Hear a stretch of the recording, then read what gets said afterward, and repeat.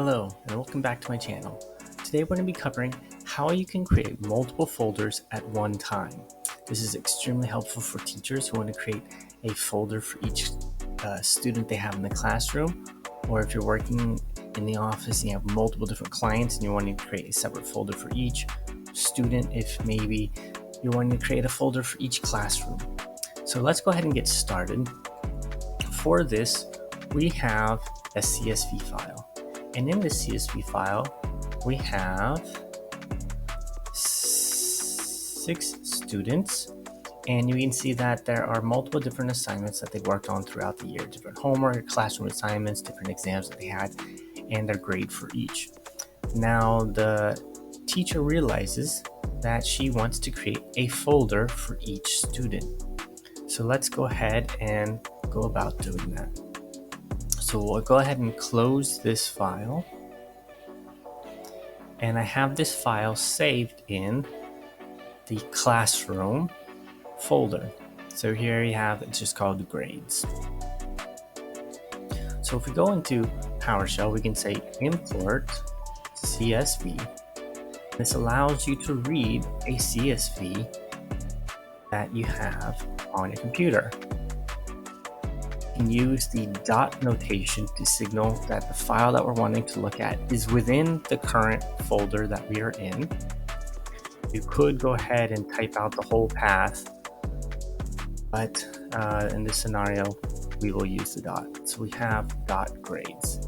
So let's see what we have whenever we just import the grade CSV. You can see we have exactly what we had seen on the screen previously: students, assignment, and grade. And we can see that this list of students is quite lengthy. So whenever we're creating a folder, yes, it is possible if you just create the folder for each one of these, and whenever you create this error Smith, this one will overwrite or give you an error, this one will overwrite or give you an error, this one. But we're wanting to be a little bit more efficient than that, especially if we were to have a big list. So let's take a look at what we can do to get this down to a single list of students. So we're creating a folder for each student just at one time, not replicating the step over and over. So the first thing I want to do is I want to create a variable called students. And we will go ahead, actually, let's just call it A for right now. Let's just do one step back. And A is going to equal the import CSV that we had just done. Let's grab that grades again. And what's nice now is, in order to get the same list, I can just call A. You can also use the dot notation afterwards and call one of the headings that we have. So let's do assignment. Let's just start with that. See, now I have a list of that assignment column. We can do the same with student, and we have a list of the students. Excellent. So now we can build off of this. So rather than just having student, we can do one of two ways to get just the list that we want. Let's start with select object, and they have one parameter called unique. So if we do select object unique, we have a list of the objects, just the unique values of it, and you can see they are in the order that they appeared within the CSV.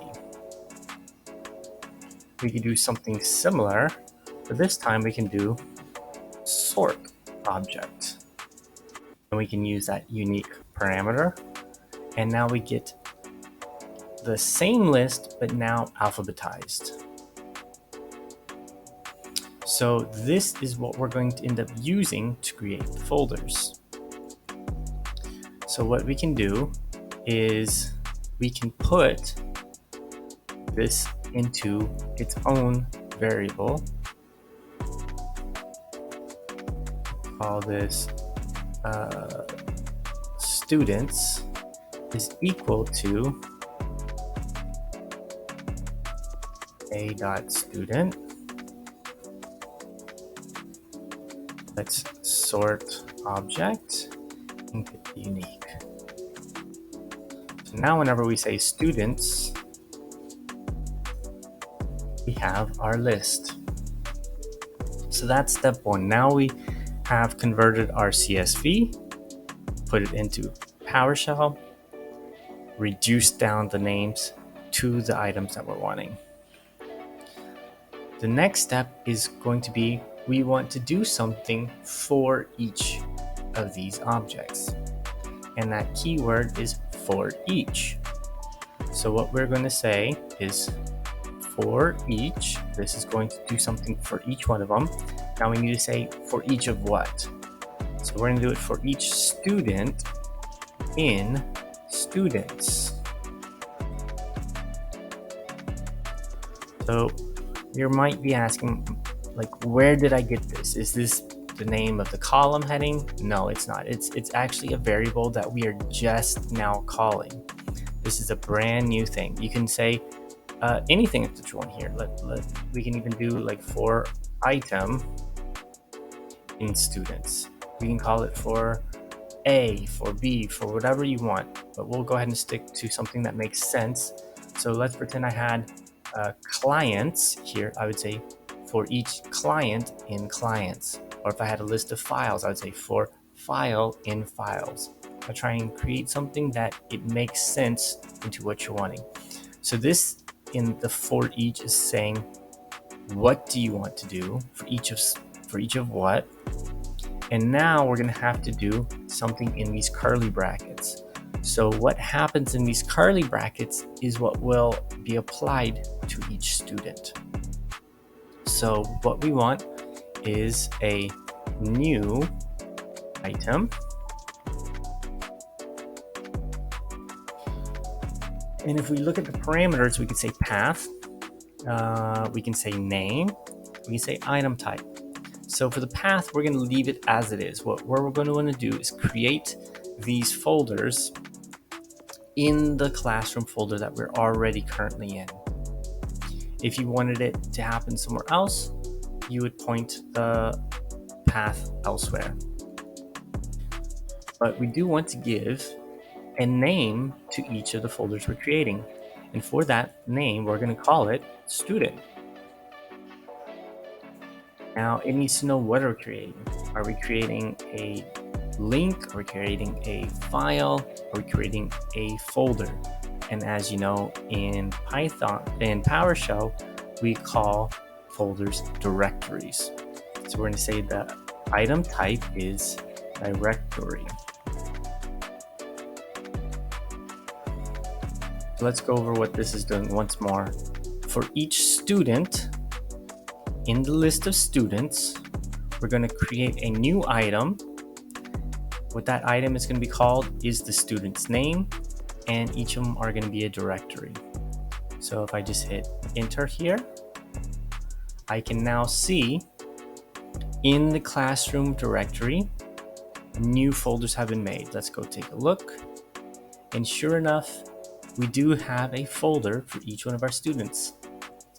Again, here it was only 6 folders that we created, so it was not a big deal to just type each one of these out. But if you're having a list of 20 students, 30 students, hundreds of clients, this really saves you time, makes you look really smart, and this is something, the basics of which you can build on more and more to really streamline your work. Well, I'm hoping you found this video helpful. I surely use this multiple times in my own job, and I'm hoping you can use this in your field.